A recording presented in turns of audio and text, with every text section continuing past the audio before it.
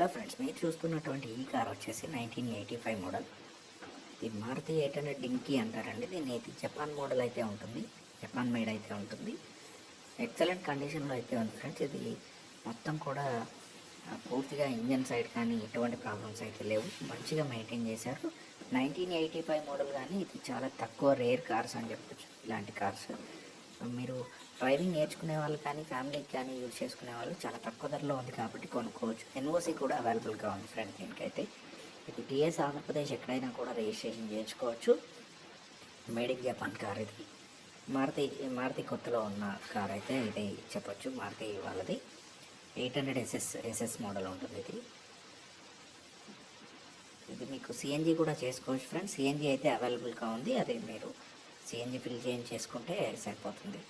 మిగతా విషయాలకు వస్తే ఇదైతే పూర్తిగా మీకు డీటెయిల్స్తో సహా ఫోన్ నెంబర్ లొకేషన్తో సహా కావాలంటే గూగుల్లో www.reselcars.co.in అని టైప్ చేయండి.